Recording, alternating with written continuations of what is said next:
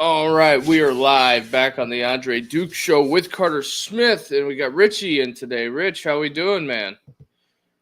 Doing good, Duke. How's it going with you, man? How's your week going? Oh, can't complain. We got the weekend ahead of us. It is a fine week. February football is officially over. I know you are deeply saddened the Chiefs lost the Super Bowl. When was your jumping off point at the Super Bowl? Was it the halftime show, or was it Uh, I the thought game in the general? halftime. I thought the halftime show sucked. I wasn't a big fan. I'm not a big Kendrick fan. I thought the game was great. Uh, Philly played a great defensive game against Kansas City. Kind of reminded me of the Super Bowl and Super Bowl 55, what Tampa did to Mahomes and the Chiefs, because their offensive line was just banged up and just kicked to shit. And I mean, Philly outhandled them, and I'm happy for them. I'm happy for Jalen Hurts, man. That kid, you don't hear too much from him. You don't hear him talking too much. He's very humble. I mean, I'm happy for him. I'm just glad the Chiefs didn't get the three, because that's all we would have to hear. Oh, right. The three-peat was something that I think they wanted real bad. I thought, for the most part, there was some interesting storylines. The Taylor Swift getting booed was a good time. Oh yeah, that was hilarious. I don't think that there was really too big of a jumping off point with some people when it came to the Super Bowl. I feel like there was such a massive hate for the Chiefs that it didn't really do anything for. They said it was the most watched Super Bowl of all time, which I'm not going to argue with the Nielsen rankings. I just thought it was kind of like meh.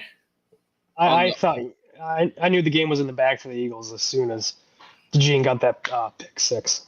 Yeah, it was pretty much done at that point. But we'll move on to some of the things that we found on the internet today. Top quarterbacks of all time, Rich. I believe producer Ed's got a graphic for us. What are your thoughts on this list? Patrick Mahomes at number 4. 4. Yeah. Aikman's not on there. Aikman should be up there because he has 3. Elway's got 2. I think Mahomes should be Aaron Rodgers. Okay. Brady 1, Montana 2. You You think got to put Manning Aikman. is Manning Go too ahead. high? He's very too high. Yeah, he had the most touchdowns in the year, in the season. What year was that? Like 2006, 2007, we had like 54 or something. Is Yeah, here's the, yeah. I mean, is Breeze too high, and does Favre deserve to be on there? I think so. Favre, yeah, because he played the longest. I think he's at where he should be.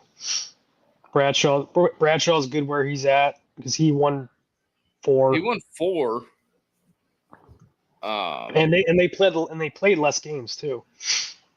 Yeah, because they only played 14 games, and the one common thing is Tom Brady is probably 22 years of longevity. I don't have a quarry with Brady or Montana. I would put Elway 3, just off of sheer Elway's 3. Even though Marino didn't win a ring, I still think Marino's better than Favre, Bradshaw, Rodgers, and Mahomes. Manning. I think he's better than Manning. Yeah, I because think Troy Aikman's got to be on there too. Yeah, I think you got to put Troy Aikman on there because he hit the what is that? He had the 3 rings. They should have 4. Aikman should really have 4 if Jerry Jones and Didn't fire Jimmy. yeah, I think you should realistically have 4 on there. And between Rodgers and this is an indictment from what was that 90? What was Rodgers last year in New York? 2021. Was that his last year Aaron in Rodgers? in Green Bay? Green Bay. I think it was 22. So you mean to tell His last year was his first year in Green Bay or in New York. so from 91 to 22 you had Favre and Rodgers, 2 guys on the all-time top 10 list, and you only have 2 Super Bowl rings to show for it? To me that's a failure. Yeah. I mean, and Elway beat Favre in Super Bowl 30. 32. Right. Yeah, 32. Yeah. Yeah, I don't think Breeze should be on there because he's had one. Uh, I think you got to bump him up, and you got to replace him with Troy. Yeah, I would put Aikman on there instead of Breeze. Not to say that Breeze wasn't great. And in a side note here, they were talking about Eli Manning. There was a couple of things that I had seen about Eli Manning that they said that he didn't have a Hall of Fame career. He had Hall of Fame moments. Would you agree to that? I would say so because I mean, I think I saw some of his records like winning loss percentages like 500. I don't know like where you rate Eli is because like he really had 8 games down the stretch that he just played immaculate going into the playoffs. Right. So I'm not surprised he didn't get enshrined last week. Or he wasn't put on the list for the 2025. So, I mean, he turned the ball over too much too, Duke. Well, yeah. I mean, that historically Eli was. I'm not gonna say mid, but I mean he started a ton of games in a row. Eli did a lot of good things in the NFL,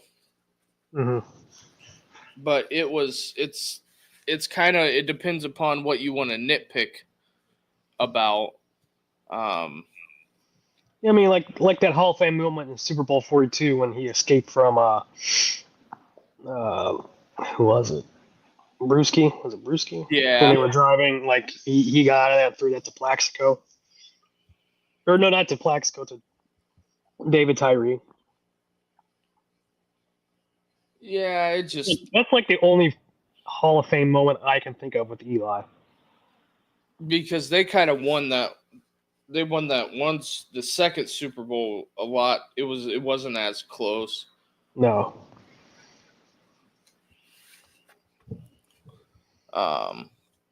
I feel like that you've got issues with. I mean, this list. Favre only having one, and Rodgers and Breeze. It's just really hard to keep somebody like, in my opinion, Aikman off the list. It's got 3 Super Bowls. Exactly, especially going back to back. Yeah, back. 93. I mean, I think the only people on this list that were back to back are Elway. Brady, Montana, Elway, and Mahomes. Yeah. So basically the top row. So everybody on the top row except Manning has back to back. I don't know. Does Montana have back to back? Let me look. I feel like he did. But yeah. So, but with that, with that side of it, I just don't think that the list is egregious. I think Yeah, Breeze. he went. Montana went back to back in Super Bowl 23 and Super Bowl 24. So everybody in the top 5 has back to backs except Manning. Mm-hmm. So Aikman should be ahead of I Manning. yeah.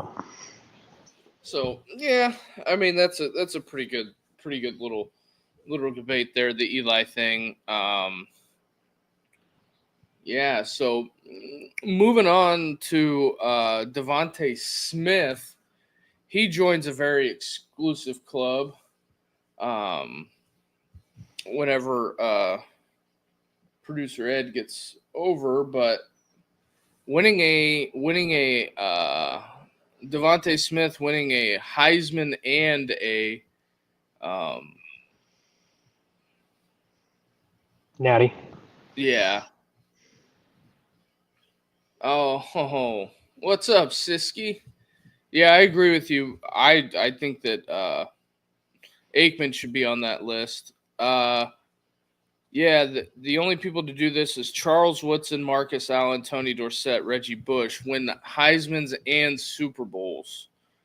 Do you find that in this stat that it's interesting that no quarterbacks have done it? Yeah, they're all really skill positions, like the let me see here. Because Reggie Bush, yeah, it is interesting because the Heisman is basically a quarterback award. That's where everybody puts their money on is quarterback Heisman. And I couldn't tell you when the last time a quarterback and that's won the Heisman has been in a Super Bowl. I would say Cam, right? Man, that's been a long time. Yeah, that's almost 10 years, Duke. Super Bowl 50. I think Cam's the last one. No, Joe Burrow 55. Sorry. Okay. Yeah. I always sometimes forget that Burrow won the Heisman. Yeah, me too. First ever Alabama player to score a TD in the Super Bowl. Who would that be? I would say probably Bart Starr. Didn't Joe Bart? Willie. No. Namath played in 3. I think didn't Starr go to Alabama? I gotta look now. Star, where'd he go? I know this. I can't think of it. That's the top of my head.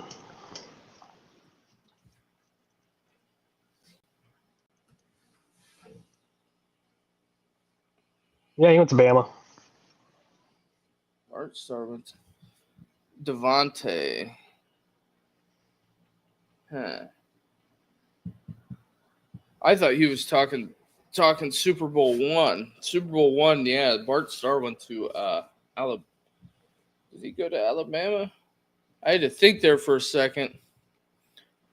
Smitty was. Now that you kind of look at first ever.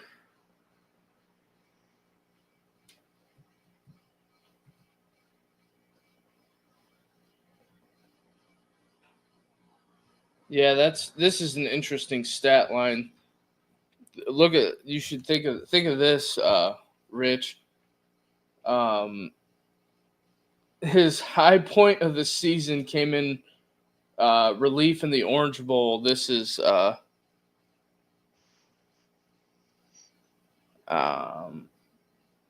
that it was 8 of 12 passing for 93 yards. Ain't that a hell of a stat line in the Orange Bowl against Syracuse? That was Bart Starr's coming into relief. That is very, very, very interesting. But in other news, Kellen Moore Going to be the new head coach of the Saints. Oh boy. I don't know what they want him to do. Alvin Kamara is on his way. He's got 1 foot out. Poor Olavi's injured. They dumped Marshawn Lattimore. I mean, they're going to be in the basement for the next 2 or 3 years.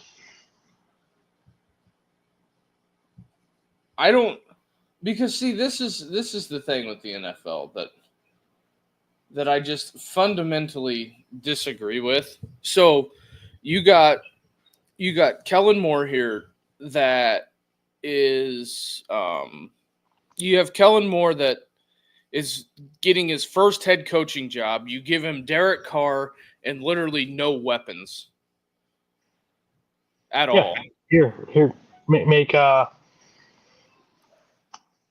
some magic with this. Like, good luck. Like I don't know how they expect him to do anything because the Saints are like in gigantic cap trouble. Oh, there's so much cap trouble from that Michael Thomas contract. Like they're fried on the cap. I don't know. Like I don't even know. Like, can they even go out and sign free agents, or they got to go sign practice squad guys? I don't know. I'd have to look at the numbers what their salary cap is, because they'd have to cut. I mean, Taysom Hill's contract is ridiculous. I think that guy is nothing special.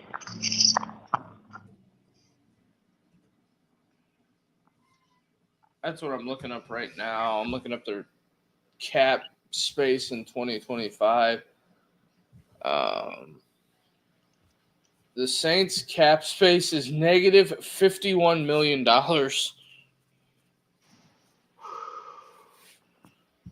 So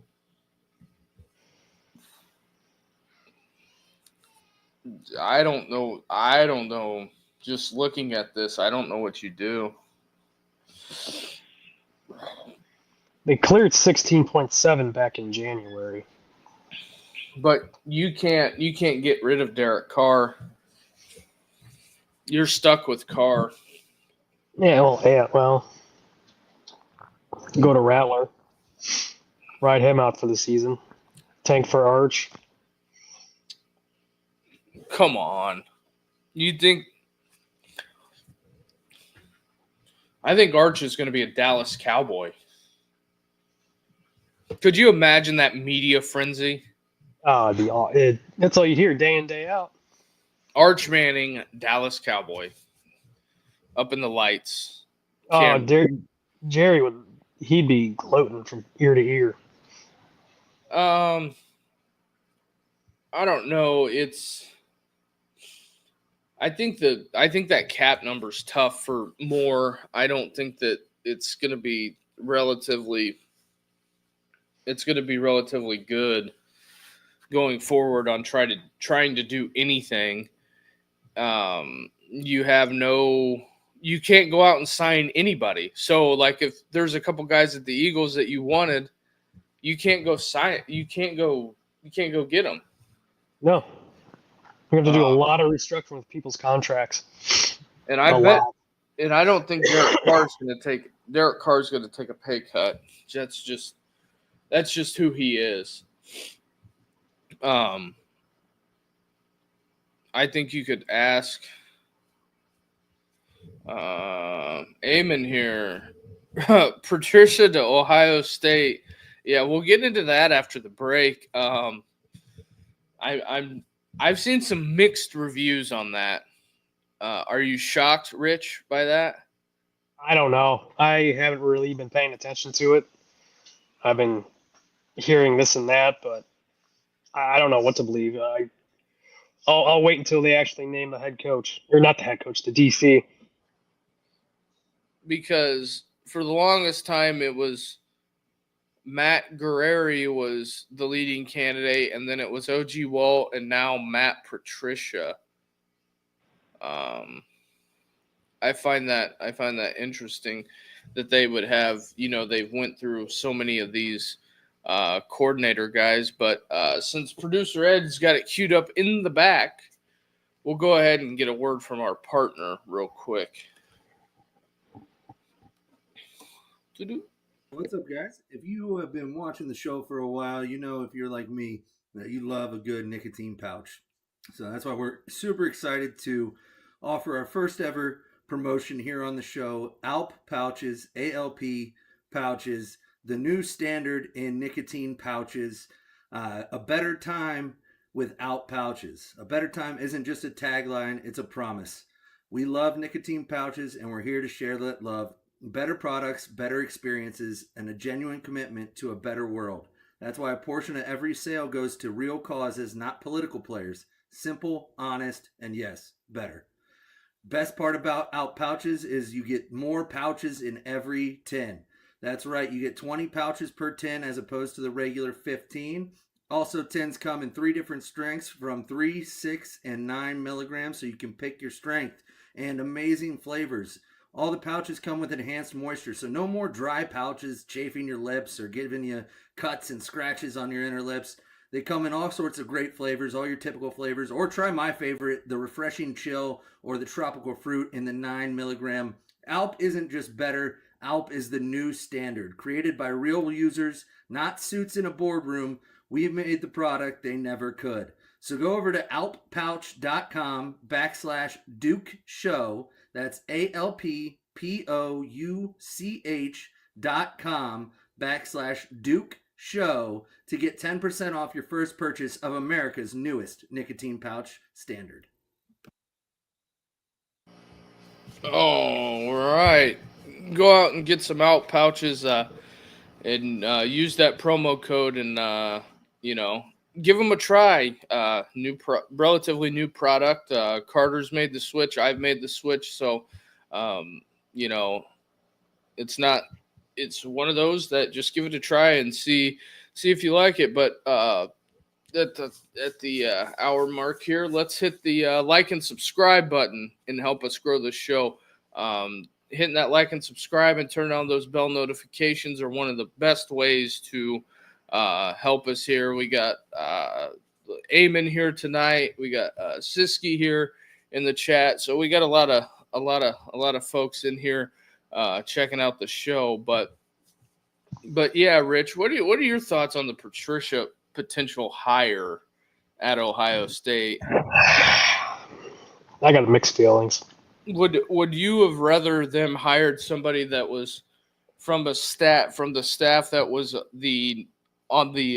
that helped put together one of the number one defenses in the somebody that has familiarity with the program, who knows what schemes to run, who's had a year or two with the players that are on the roster. It makes too much sense. But hey, I don't get paid to make the big decisions here, and maybe he's probably trying to make an NFL staff out of there down in Columbus. Well, ever since the Buckeyes went on that dynastic run, everybody whoever was a bad coach is now a great coach. Mm-hmm. Keenan Bailey. Yep. We're just going to completely ignore that he got his face punched in by a strength coach in front of his position group, but that he was the worst coach on staff for 3 years in a row, and now they're going to make him coach wide receivers. Like, what are we doing here? Like, it's the same thing. The Buckeye media that with the spin cycle. They say one thing, and 3-4 months later, they're singing their praises. It's wild to me. That's why I kept on bugging people about the Indiana thing. I just asked them one question, and it would set people off. I said, "Is Indiana a good football team?" Because if you ask the Ohio State media, Indiana was a crap team. And then whenever they needed them to support the resume after the bottom completely fell out in Columbus against Sharon Moore shooting arrows at Ryan Day across the field, Indiana was a good team and a quality win. Now, which one is it? That's I've always said this past season, Indiana's a good team. from what Signetti had done. Bringing those 23 kids from JMU. I mean, he had my attention early up in the season. So my position, my narrative never switched. It's always people want to switch stuff just to get people talking. Duke. They don't want Oh to. yeah. They're not consistent. They don't want to stick to what their convictions and everything, and they try to Well, do what's cool for the week. Well, with the Indiana thing, when it came to the Ohio State media, the Indiana thing, it was a lot of goalpost moving, in my opinion. But I mean, just because it's Indiana, I mean they were a formidable foe this year. I think for Ohio State. I mean, just for the Big Ten in general. I mean, their only two losses were Notre Dame and Ohio State. So, I mean, those two teams played for a natty. Yeah. I don't know what else you want them to do. Like, maybe they're okay in a different part of the bracket. It would have been good if they would have played Penn State this year. Oh yeah, I would love to see that game. The Penn State James Franklin thing is that the feeling I get is no matter what happens, as long as Penn State makes the playoff and wins a game, I think Franklin's safe. Yeah. That's just my opinion. And another thing that I find very interesting is I'm curious on how they're going to navigate the rev share thing. And I know I sound like a broken record and I bring this up once a week, but I think that the revenue sharing model is going to go completely belly up. And I don't know what these universities are going to do when it comes to rev share. Because if you've committed money that you don't have and they don't give you the money, like, I don't know what you're going to do as far as contractual wise. I would say that first transfer portal cycle is going to be packed, but oh yeah, I guess we'll see. But there's not going to be places for people to go. That's the thing. Well, that's the other thing is with the roster limits. So some of those kids are going to have to go to like D2, D3, maybe 1AA. They're going to have to go somewhere else because I mean, if they cut it down to 105, it's going to be very, very interesting. What is the roster spot limit? I think the bottom you can have is like 85, and then anything after 85, I think you can have walk-ons to 105, and I think that 105 thing is because college coaches, I feel like, are used to being able to carry 3 or 4 kickers, having 6 or 7 quarterbacks, having, X amount of things to make practice easier and to make practice run smooth.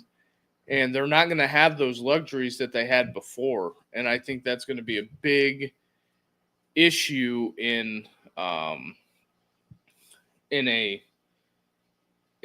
landscape that is, not watered down necessarily, but a landscape that is already having issues. Mm-hmm. Right. That's just my thing on it. Yeah, I think you're going to see a lot of kids maybe go to JUCO, but if they go to JUCO, it's not going to count towards their eligibility.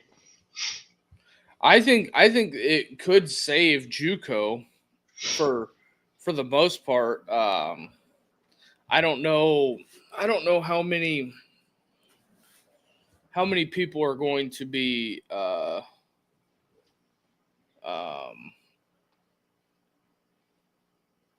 hold on one second. I don't know how many people are going to be able to go to the links to want to go to JUCO and deal with that whole thing. Mm-hmm. The Diego Pavia ruling is a big deal because I think they're now trying to do it on D2, and then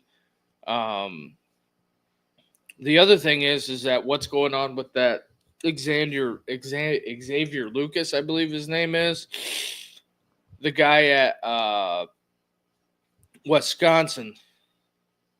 That Oh, is yeah, challenged. he's trying to go to Miami. Yeah, he's at Miami. He's at Miami, yeah.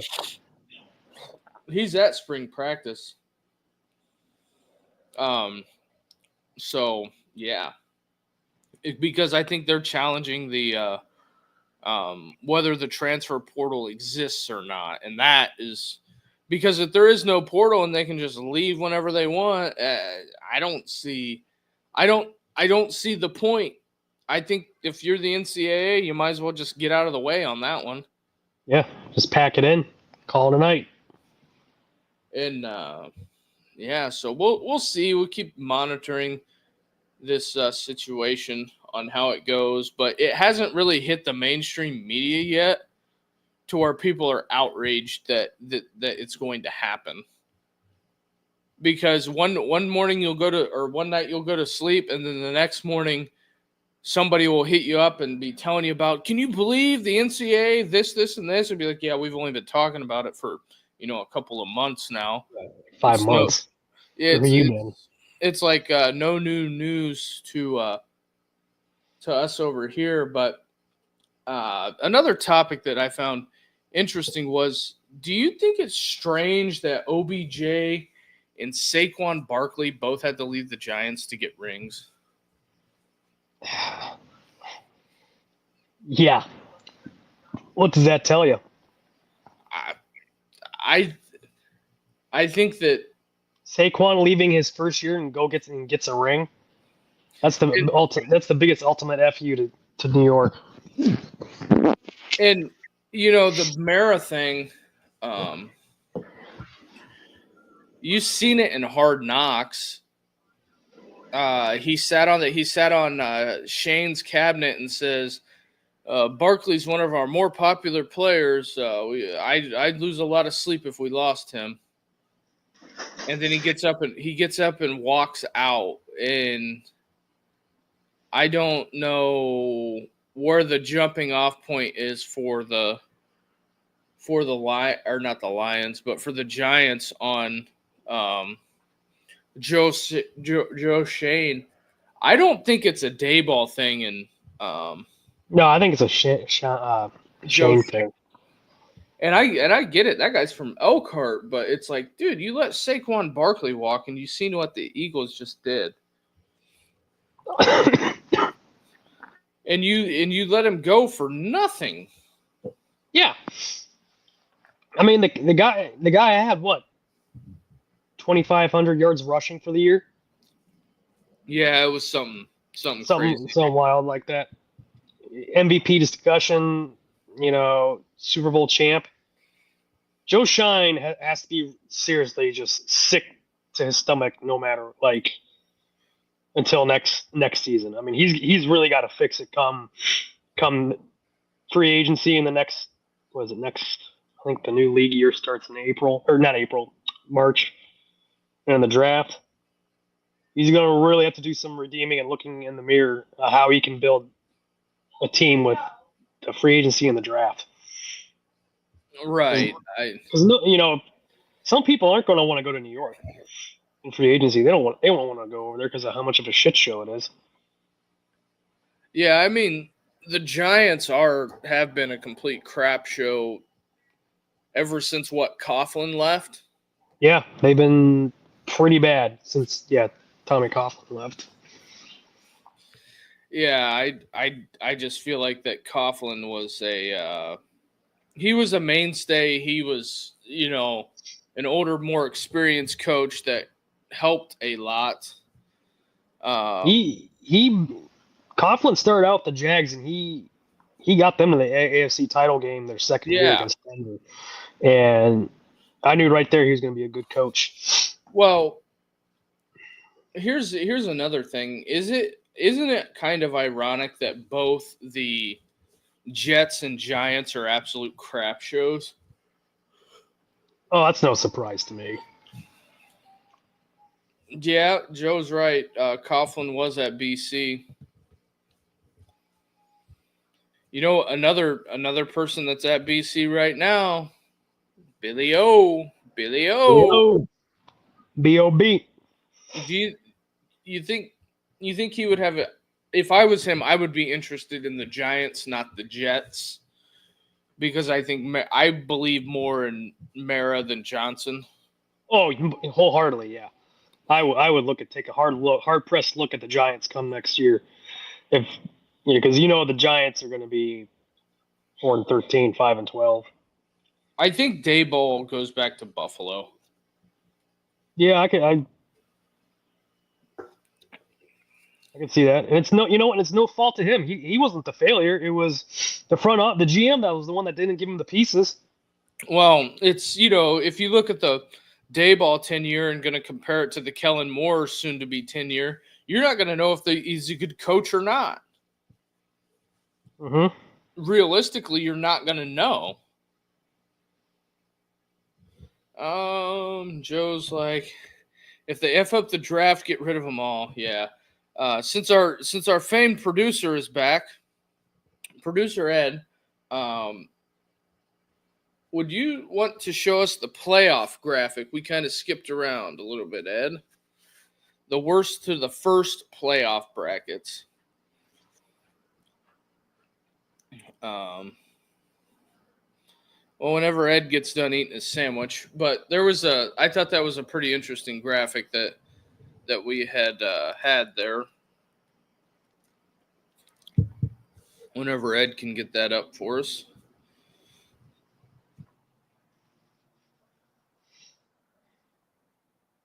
Yeah, so I think the Giants and the Jets being complete crap shows is rough. And speaking of the Jets, I saw the Jets draft day hat leaked somewhere on Twitter, and it looks terrible. What? Yeah, I had to look for it and send it to you. It looked god awful. Well, what are the Jets picking? Like they're picking what, top 10? Yeah, I mean,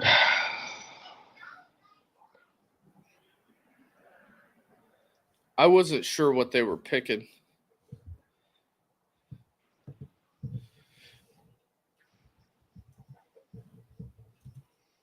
Seven. The Jets are picking 7. Yep, and Mason Graham's getting mocked to the Jets, according to Walter Football. But again, this will change with free agency and all that fun stuff. I don't know. You think Mason Graham goes to the Jets? Do you think they'll draft a D lineman? They need a quarterback.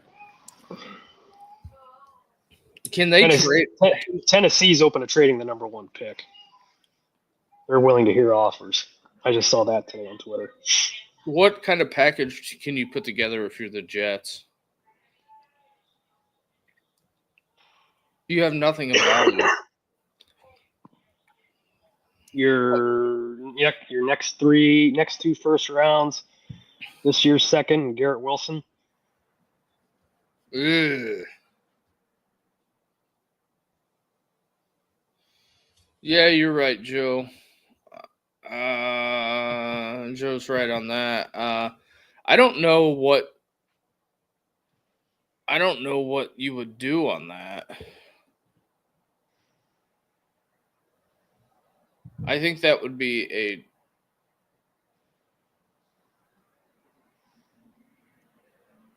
it's I don't know.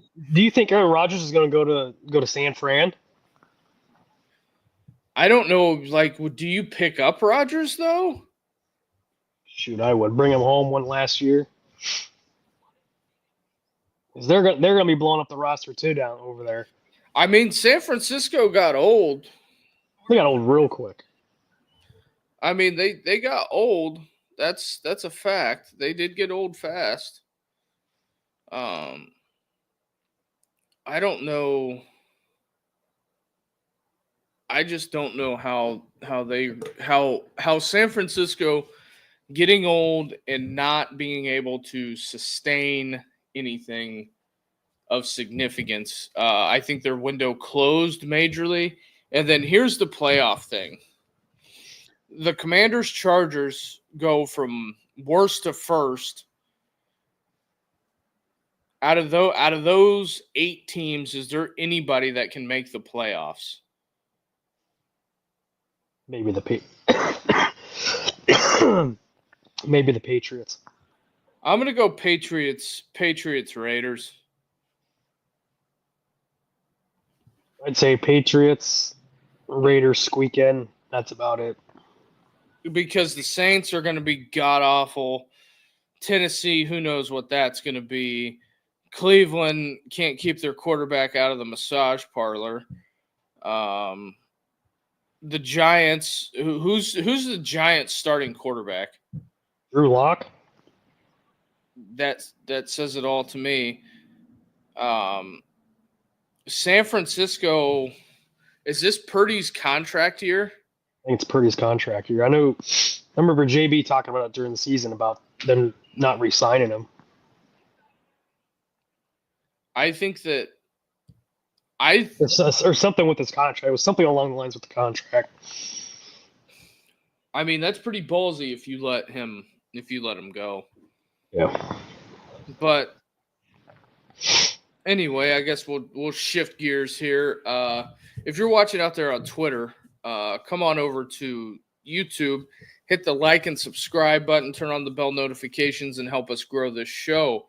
We're on the road to 1,000, so if you want to hit that like and subscribe button, help us grow this thing, and we'll keep this thing moving and a grooving. So, Mickens at Notre Dame is a big topic of conversation here. A potential flip after the J1 Cider hire.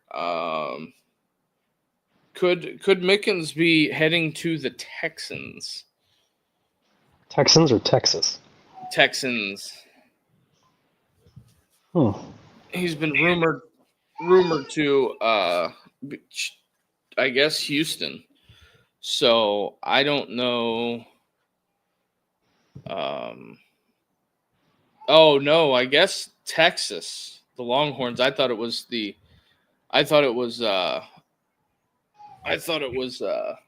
Texans. I don't know. I mean, Texas is going to probably be one of the biggest favorites to win a national championship, and it's going to propel you and springboard you either up the coaching ladder or to another job. He might have feel a little slighted because Chris Ash got the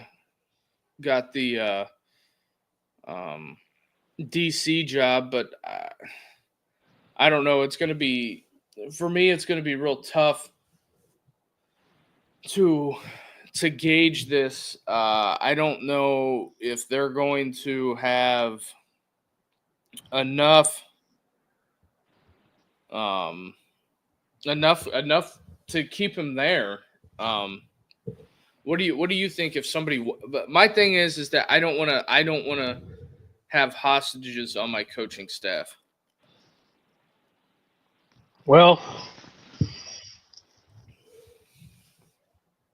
I say that's a tough one.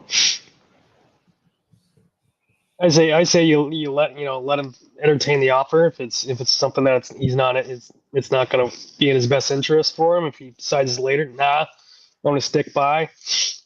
Let him come back. But I haven't heard much of this with this kid or with this coach. Joe here with a comment. I don't think he's ready to call plays, but certainly won't get hired as a DC in the NFL. They should stay 2 more years at Indy, and then, yeah, I don't disagree with you there, Joe. I think it's going to be a very, very interesting endeavor on how this shakes out, because if he goes to Texas, and Texas wins a national championship or has a deep playoff run like they did last year, it's going to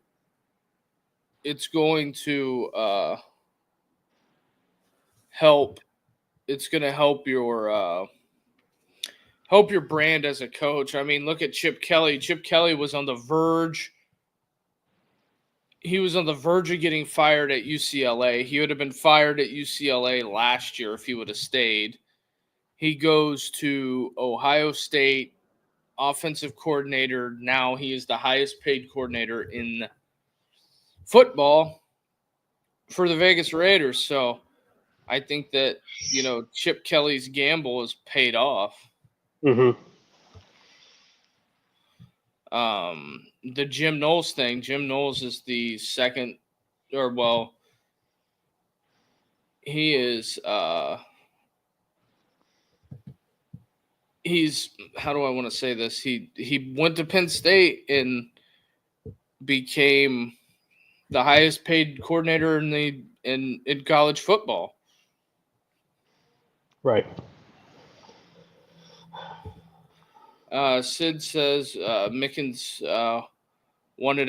has wanted out for a couple of years now. I don't know. I think it's really, really tough to. I think this is going to be a delicate thing that we have rolling here. And then what's up, Charger? And then I did see off the script here the Blanchard. ESPN had a big story about Blanchard staying at Texas Tech, and it's just like, I mean, that is, that's what he wanted to do. So, I mean, you got to respect the guy's decision on that.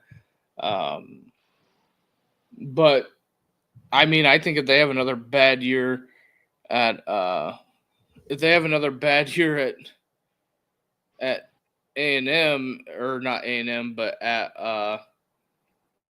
Tech, it's going to be rough going forward for them. I know that. They're gonna be hurting for another one. All that money down in Texas. So I just, all that money and you can't put a roster on the field, but whatever. What was that? How much was that roster? So I mean, how much was that incoming roster that they paid? What was that, 2 years ago? No, 3 years ago. A&M paid $20 million. Ago? Jesus. And they all dipped. Oh, I think, what was that? I think they had 25 commits or 27 commits. Within the first 2 years, 16 of them were gone. And I think they had 11 in that first transfer cycle. But, that was back in the Jimbo days. Yeah, Jimbo. So I don't know. Jimbo Fish. Just running down some other headlines here to close out this last 12 minutes. Buffalo rewards Pete Limbo with an extension, which I was shocked by that. Gave him an extension and a raise. He won 9 games at the University of Buffalo. The Bulls. So, BYU's AD stepping down after 20-plus years. UNC hiring Brian Belichick to coach safeties. Oh, well. Any shock there? Nepotism at its finest. That is a nepotism hire. Livingston at Colorado gets a 2-year extension as Colorado DC. I think that's well deserved. How about Tressel becoming the lieutenant governor for Ohio? Yeah, me and Carter talked about that yesterday. Tressel, yeah, I mean, that's good for Northeast Ohio. Good for Tress, man. Hey, and you know what? our buddy Steve or Cigaro, they got a couple pictures of Coach Tress in their lounge. Oh, nice. Yeah, that is right. Yeah, when we were up there, that also Marshall Falk coming on to the Buffalo. Buffalo, the Colorado, so another Mhm. Hall of Famer. I know Sapp's on defense. I think he's on defensive line. Yeah, Saps the D line coach. So yeah, we'll see. We'll see how this shakes out, but that the Eagles defense was no joke in the Super Bowl. Jalen No, they Carter. weren't. Oh my God, when he shoved when he excuse me, when he just straight up just shoved his hands in Mahomes' face. That was great. Yeah, I thought it was a great time. I was looking at some stuff for some way too early stuff for next year. Kansas State and Iowa is going to be the Ireland game. Kansas who? Kansas State and Iowa State Dublin game. Really? Yeah. I'll watch it. What's Joe talking?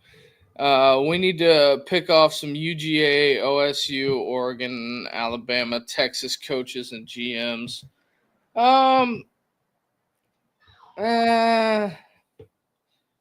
I think you can develop your own people. I think a lot of the people that are in that GM side in Oregon, Ohio State, Georgia are going to stay where they're at. Alabama's paying their GM $1 million, and I wouldn't leave Texas if I was down there. It's hard to leave those major programs like that unless you really, really want to. Yep. Sid just tired of Indy getting rated. Well, the thing is on the coach's side, when Notre Dame gets, I think the Al Golden going to the NFL was inevitable. Just in my opinion, I think him going, he's up there in age. I think he wants to go after and chase a Super Bowl. Will Al Golden work out in Cincinnati? He's a good coordinator. Should. But I think Cincinnati was shitty on they had shit personnel on defense. Yeah.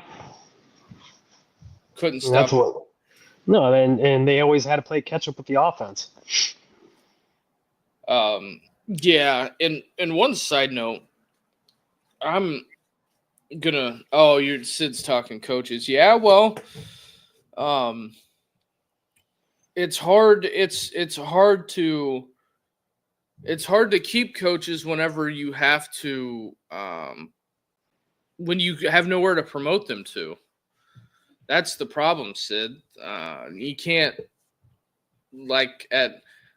nobody's getting promoted over Mike Dimbrock, and nobody was getting promoted over Al Golden. And a lot of these guys want to go and try their hands at being coordinators, but also it's not a bad thing to get out of the nest, because one thing that the Buckeyes have is Brian Hartline, Keenan Bailey. None of them guys ain't been nowhere. They ain't been nowhere else except Ohio State. Nope, they have not.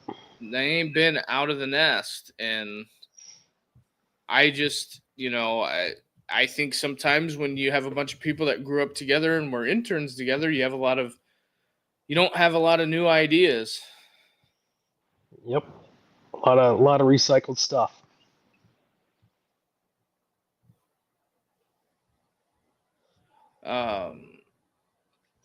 Joe here with the Blanchard thing.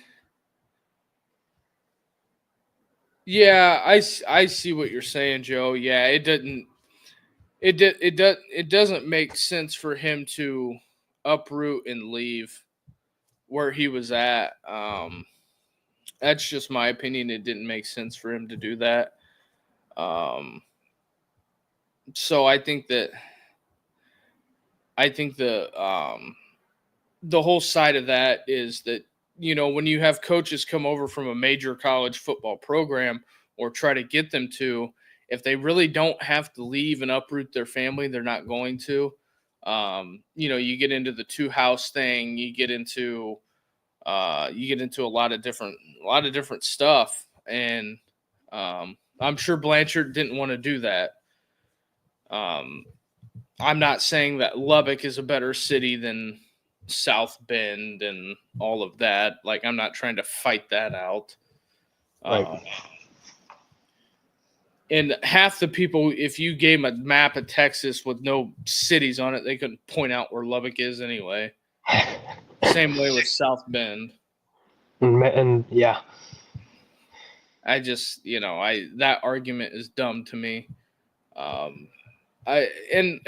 I think that Notre Dame getting rated for coaches is one thing, but you got to think like Alabama gets rated for coaches every year. Yeah, every year they get somebody rated. They're always new blood coming in.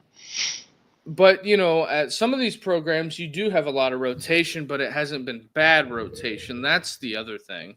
Mm-hmm. I think that you get some of these programs that that they're.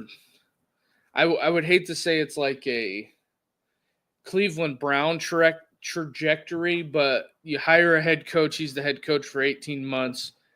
First year, the first 9 months he's there, they fire all the assistants. Second months, they fire the coach. Incoming new coach, got to fire all the assistants, bring in his new people. Doesn't work out, fire all those assistants, new coach. It's just a vicious cycle. Yes. And I was looking at some other stuff today. The first Saturday out the gate. Are you ready for these games, Rich? Yeah. Shoot. Out of the first Saturday out of the gate, we have Stanford at Hawaii. We have Kansas State, Iowa State, and Dublin. Although I think an interesting matchup is going to be Fresno State, Kansas, and they should have that stadium done. Kansas dumped like $40 million into their new stadium, so I'll be interested to see that. I think that's why they're playing like week 0. Is it week? I was about to ask if it was week 0 because they want to showcase that new stadium. Mm.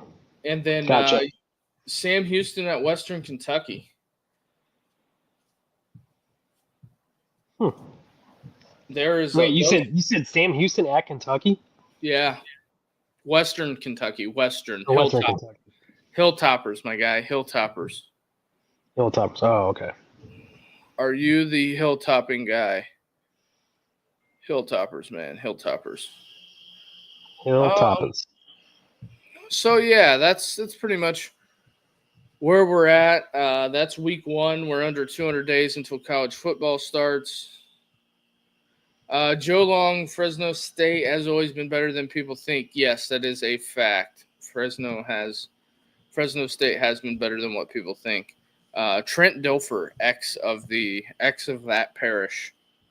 Yes, former Buccaneer quarterback who didn't do much. Yeah, that is a. But and he won a Super Bowl with Baltimore. So that just, hey, what can I say? It was their first Super Bowl against the Giants. Do you know who Trent Dilfer replaced with the Ravens? It was either Tony Banks or Elvis Gerbach. Gerbach replaced Dilfer when he went to Cleveland, but Tony Banks.